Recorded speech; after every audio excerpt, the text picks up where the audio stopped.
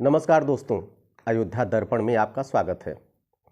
नेताओं और सरकार को अगर छोड़ दिया जाए तो कहते हैं कि सबसे ताकतवर शख्स अगर कोई है हमारे देश में तो वो है ब्यूरोक्रेट्स, सरकारी अफसर। उससे बड़ा ताकतवर कोई नहीं है। नेता, विधायक, MP, MLA, minister, prime minister तो आते जाते रहते हैं, लेकिन जो ब्यूरोक्रेट्स होता है, सरकारी अफसर होता है, वो अपने स्थान पर उसका रुतबा वही रहता है। हालांकि सरकारें अपने मुताबिक उनको ऊपर नीचे किया करते हैं, पदस्थापन किया करते हैं, लेकिन जो उसका रुतबा रहता है ताज़िंदगी बरकरार रहता है। उसी रुतबे की चाह में, महत्वाकांक्षा में आज के युवक युवतियां वो पद पाने के लिए लालायित रहते हैं, किंतु उस पद के साथ कुछ रिक्वायरमेंट जुड़ी हैं। सही गाइडेंस, कापी किताब, कोचिंग, ये सब चीज़ें उसके साथ जुड़ी हैं। हमारे युवक युवतियाँ महत्वाकांक्षा तो रखते हैं, लेकिन अपने साध्य के चक्कर में साधन कोई भी अपना लेते हैं। ये उनके लिए आने वाले समय में बहुत कठिनाई साबित होता है। खास करके लड़कियों के संदर्भ में हम कहना चाहेंगे, जो हमारे यहाँ परंपरा है, जो हमारे यहाँ संस्कार हैं, मानता हूँ आगे आप बढ़िए। पाश्चात्य संस्कृति हमारे यहाँ हावी है, वेस्टर्न कल्चर हावी है, लेकिन फिर भी संस्कार जो हमारे यहाँ कहते थे कि लड़कियों को थोड़ा सा कोई भी कदम महत्वाकांक्षा पालिए, लेकिन अपने माता पिता को, अपने पेरेंट्स को एकदम इग्नोर मत कीजिए। उनका साथ तो हर जगह आपको ज़रूरत होती है। लड़कों के संदर्भ में थोड़ा सा बात उल्टी है। उनको अगर पेरेंट्स अकेले भी छोड़ देंगे, सही गाइडेंस लेने के लिए कहीं भी आएंगे जाएंगे तो कोई दिक्कतें नहीं आएंगे। लेकिन लड़कियों के संदर्भ में थोड़ा सा माता पिता को भी जागरूक होना पड़ेगा। और चूँकि असली इस समय कंपटीशन मतलब पेरेंट्स का तो है ही, साथ में माता पिता का भी बहुत बड़ा कंपटीशन है। मित्रों, मैं एक कहानी आपको सुनाना चाहूँगा। एक बच्ची जो यूपीएससी की तैयारी करना चाह रही थी, वो भी आईएएस बनना चाह रही थी। उसके मन में भी बहुत सपने थे और उन सपनों को पूरा करने के लिए उसको गाइडेंस की ज़रूरत थी, उसको मार्गदर्शन की ज़रूरत थी। वो चारों तरफ से अपना मार्गदर्शन ले रही थी। इसी बीच में सोशल साइट, जैसे आप जानते हैं कि फेसबुक हमारे यहाँ जितना है, सोशल साइट जितनी है, इसके माध्यम से एक अधिकारी, डीजीपी के पीआरओ जिसको कह सकते हैं, आईपीएस वो भी रैंक का होता है, एडिशनल एसपी जिसकी पोस्टिंग होती है, वो उनसे इस लड़की की मुलाकात हो जाती है, चैटिंग होने लगती है। वो कहती है कि मैं आपके पिता, वो कहता है कि मैं आपके पिता के बराबर हूँ, और दोनों की उम्र में लगभग 20 से 25 वर्ष का फासला भी था। वो लड़की से कहते हैं कि हम आपको प्रॉपर गाइडेंस दिलाएंगे, आगे बढ़ना चाहती हो, हम पूरी आपकी मदद करेंगे।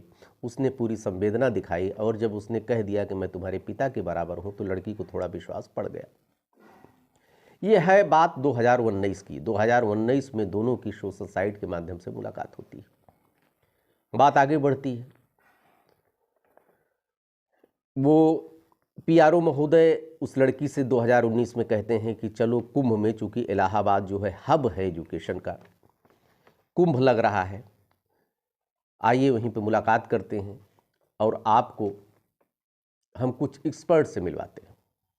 लड़की उनके कहने पर इलाहाबाद चली जाती है, और जबकि उसको वहाँ पर कुंभ में टेंट सिटी में रुकने की व्यवस्था होती, लेकिन वो कहते हैं नहीं, तुम सुरक्षित नहीं हो, इसलिए एक होटल का पता देते हैं, कहीं उस होटल पे तयशुदा जो टाइम था उस पर आप पहुँच जाइए। वो लड़की उस होटल पे पहुँचती है। वहाँ पर एक युग्नू के प्रोफेसर उसको मिलते हैं, उनसे काफ़ी देर तक वार्ता करती, बातचीत करती है, वो भी प्रॉपर गाइडेंस देते हैं। बात ख़त्म होता जाती है, युग्नू के प्रोफेसर चले जाते हैं। उसके बाद लड़की के कमरे में वही पीआरओ आते हैं जिससे पहले से इनकी बातें होती रहती हैं। चूँकि बात पहले से होती रही है, किसी तरह का दोनों के अंदर में हिचकिचाहट नहीं था। बात करते करते लड़की तो समझ रही थी कि जो आदमी हमको अपने बेटी के समान कहता है उसकी तो नीयत खराब नहीं होगी। कुछ चीज़ें पीने को लड़की को देते हैं, लड़की पीती है और उसको नशा हो जाता है।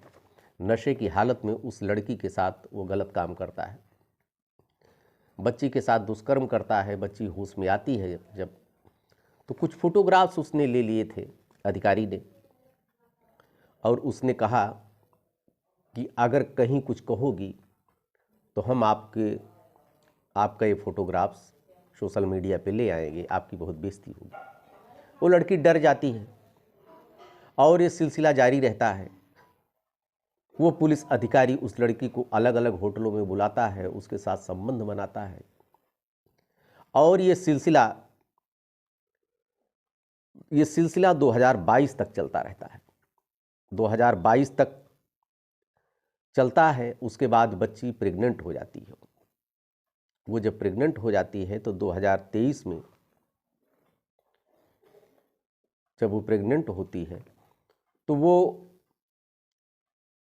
इनसे कहती है, पुलिस अफसर महोदय घबरा जाते हैं। उन्होंने अपनी पत्नी को भी लगा दिया उस बच्ची को समझाने के लिए कि अबॉर्शन करा ले। वो लड़की जाती है, इनकी पत्नी से सारी बात कहती है। पत्नी अपने पति का ही समर्थन करती है और उससे कहती है कि आप अबॉर्शन करा लो और कहीं इसका जिक्र न करना, क्योंकि तुम्हारे लिए संकट आ जाएगा।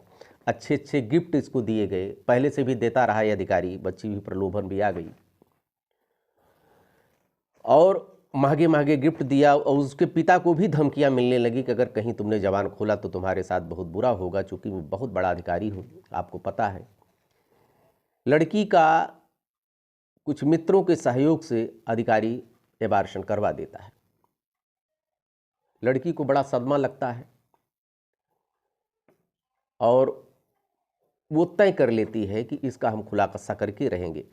वो गोमती नगर विस्तार में जाती है, मुकदमा दर्ज कराने की कोशिश करती है इस अधिकारी के साथ, जिसका नाम राहुल श्रीवास्तव रहता है। मुकदमा दर्ज कराती है, लेकिन मुकदमा पुलिस दर्ज नहीं करती है।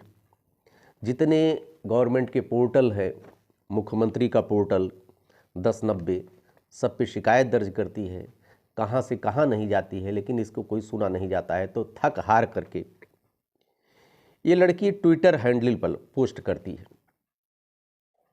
और अपनी अब बीती सुनाती है।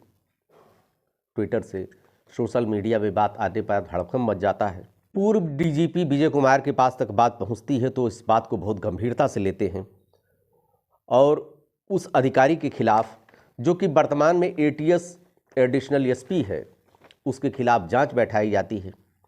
2 महीने तक जांच चलती है। कुछ तथ्य सामने आते हैं। जो प्रमाण लड़की ने दिया था, जो महंगे महंगे गिफ्ट उसको दिए गए थे, उसका बिल वाउचर उसके पास था। इससे लगता है कि घटना कुछ सत्य हो सकती है। 2 महीने तक जांच के बाद कुछ प्रमाण मिलते हैं तो उसके आधार पर 6 जनवरी 2024 को गोमती नगर विस्तार थाने में एफआईआर दर्ज की जाती है।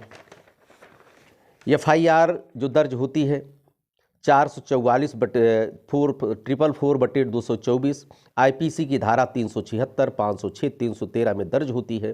376 यानी कि बलात्कार, 504 यानी कि धमकियां, 313 यानी कि बिना सहमति के अबॉर्शन कराना, ये धाराएं उनके ऊपर लगती हैं। और उसके साथ ही साथ उतनी पत्नी को भी इसमें शामिल किया जाता है। दोस्त सतीश, विक्रम और सिद्धार्थ के ऊपर भी एफआईआर दर्ज हो जाता है। फिलहाल ये अधिकारी महोदय सस्पेंड कर दिए गए हैं, इनके खिलाफ अधिकारी कार्रवाई चल रही है। लेकिन हम लड़कियों को स्पेशली सलाह देना चाहेंगे कि महत्वाकांक्षा पालिए, लेकिन अपने माता पिता को इग्नोर न कीजिए। कहीं भी आपको आना जाना हो, कुछ भी करना हो, तो माता पिता को अपने साथ, एक आदमी को तो साथ लेकर जाइए ही। कितना भी समाज बदल गया है, कितना भी सरकार महिलाओं की सुरक्षा पर ध्यान दे रही है, लेकिन फिर भी अभी बहुत सी कमियां हैं, सुधार करने की ज़रूरत है। इसलिए देखते रहिए अयोध्या दर्पण, सतर्क रहिए, सावधान रहिए। धन्यवाद आपको।